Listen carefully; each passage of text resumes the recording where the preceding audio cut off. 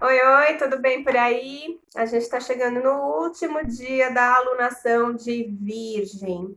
Vocês perceberam que essa semana começou já com uma energia mais introspectiva, porque a gente está nessa fase final da lua minguante, que é um período justamente de transformação dos conteúdos, de assimilações importantes, né? Então, faz parte um recolhimento nesse final de lunação, é típico do final da lunação. Mas, por ser uma lunação na energia de Virgem, isso pode ter se amplificado para algumas pessoas, porque o padrão da energia de Virgem já é um pouquinho mais recolhido, mais retraído, né? Então, isso se intensifica nessa fase final da lunação. E isso tem um motivo, né, que é o propósito desse circuito inteiro de 29 dias de uma alunação. É aproximar a gente daquele tema na nossa vida para que a gente possa desenvolver uma observação mais atenta, se situar e, se for o caso, aprimorar. Porque Virgem tem esse compromisso com o aprimoramento individual, né? A princípio, o aprimoramento ele é individual, mas, olha só, a astrologia nunca é coisa de um signo apenas, né? A gente entende que signos são desdobramentos, polaridades de uma mesma emanação. Então, se a gente tem Virgem de um lado, a gente sempre vai ter Peixes do outro, né? E a lunação é o mecanismo celeste que faz com que a gente consiga se organizar dessa forma com as polaridades. Então, se a alunação aconteceu em Virgem, a lua cheia vai potencializar esse polo oposto, que no caso é Peixes. Então, Peixes vai falar do quê? Da nossa fluidez para colocar esse aprimoramento no mundo, né? Então, será que a gente tem espaço para colocar esse aprimoramento que está sendo pedido, né? Será que a gente está pronto para fazer esse aprimoramento? Será que eu tenho medo desse aprimoramento? Então, todas essas questões podem ter aparecido para vocês aí nesse circuito que foi a alunação, né, de Virgem. Uma grande possibilidade é da gente ter caído ou recaído em lugares conhecidos, né? Logo depois da lua cheia, que aconteceu em Peixes. Porque também faz parte do padrão pisciano a fuga, a tentativa do escape, né? Algum tipo de entorpecimento para eu não entrar em contato com isso, porque eu sinto que eu não estou pronta, porque eu ainda sou muito frágil, porque falta muito para eu me desenvolver ainda, eu não vou dar conta disso, não quero ver, não quero saber, né? Então é possível que a gente tenha entrado aí sem perceber em alguns mecanismos de escapismo, né? Então isso pode envolver oralidades, né? Então comer mais, falar muito, beber, né? Também está aí dentro desse combo das oralidades, né? A gente pode ter de alguma forma desconectado do que está acontecendo, isso é muito para mim, não quero saber disso, né?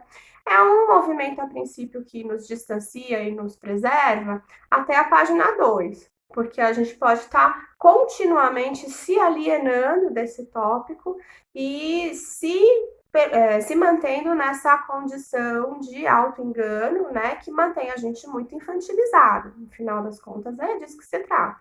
A gente fica esperando que as coisas aconteçam e fluam, elas não acontecem, por quê? Porque não tem a nossa agência ali, porque a gente não está fazendo, né? E eu não faço porque estou continuamente nesse mecanismo de fuga, né? E às vezes esse mecanismo de fuga ele até é literal, né? Então a gente pode estar acessando esse lugar de alerta e fuga como mecanismo de distanciamento e reproduzindo isso em sintomas, né? Então, como insônia, como crise de ansiedade, por exemplo, pensamentos muito recorrentes que eu não consigo interromper, né? Então, tudo isso está dentro de um quadro de ansiedade engatilhado nesse processo de alerta e fuga, né? de alguma forma, essa alunação comunicou com a gente, ativando essas coisas, esses mecanismos que a gente já tem operando, mas não, o céu nunca está fazendo isso para, né, para prejudicar a gente. Não, isso tudo é um chamado para a gente ir além desse ponto. Tem coisas além desse ponto, né? Então, eu preciso superar isso. E aí vem o Marte lá do início da alunação, Marte em conjunção com o Sol e a Lua, que é para a gente se superar, né? Esse é um desafio grande, mas a gente tem que ir além disso, né? Por que tem que ir além disso? Porque Virgem vai falar daquilo que a gente tem de propósito no mundo. Então, Virgem é o último signo dos individuais, né? A gente tem uma sequência de signos, de Áries até Virgem, que vai falar principalmente do aspecto interno e individual. Né? Depois de Libra até Peixes, a gente tem uma saída do individual e a gente começa a inserir o coletivo. Né? Então, Virgem é o último dos individuais e Peixes o último dos coletivos.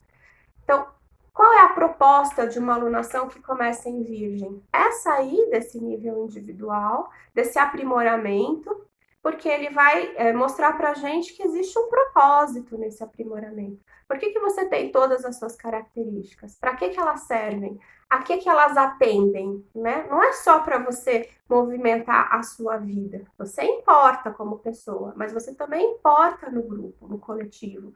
E aí a gente vai para a ideia da fraternidade, da colaboração, do peixes. Então, a partir do momento que eu desenvolvo as minhas potencialidades, ou me aprimoro, me permito aprimorar, isso também tem uma repercussão no coletivo. E aí a gente atende esse eixo que é o eixo do serviço. Virgem e peixes tem essa característica da utilidade. Eu coloco aquilo que eu aprimorei para ter utilidade prática no mundo, né? Para servir. Então, é o eixo do serviço. Então, não só eu encontro a minha vocação e me permito aprimorar, como eu também faço isso transbordar, né? E isso atinge outras pessoas. Isso, no final, melhora o mundo, né? Então, quero deixar esse vídeo para vocês refletirem, não só hoje, que é o último dia da alunação, mas percebam como isso também pode ir evoluindo nos outros dias da semana, né? A partir do que a gente acessar agora nesse fechamento de alunação.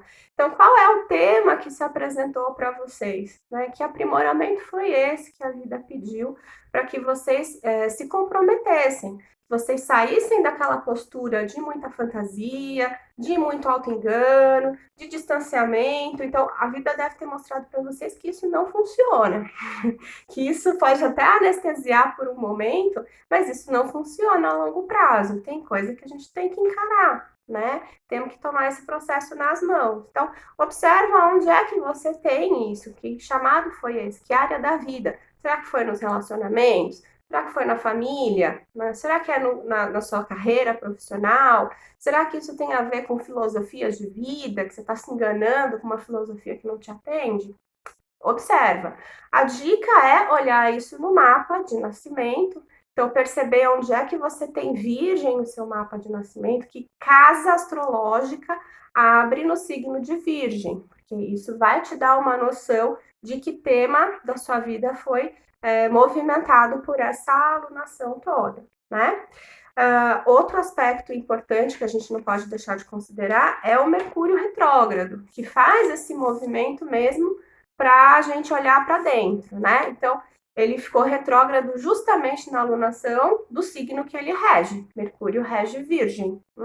Então, Virgem, além de tudo, tem esse caráter racional, que a gente consegue acessar pelo pensamento, pelo intelecto, né? Nessa conversa simbólica, a gente pode aproveitar a mitologia de Mercúrio, Hermes, né? Que faz o papel do psicopompo. É ele que conduz a Perséfone de volta para o mundo exterior. Então, ele pode fazer esse trajeto de buscar aquilo que estava oculto e trazer para a consciência, né? Então, esse é um recurso, uma alegoria que a gente pode usar também para a gente ir desenvolvendo esse olhar mais atento para o que aconteceu com a gente nessa alunação de Virgem, tá bom? Então, aproveitem o dia ainda de hoje para silenciar, se observar o movimento é para si, né? E aí digerir o que vocês precisam digerir, tá bom? Um beijo, aproveitem o dia.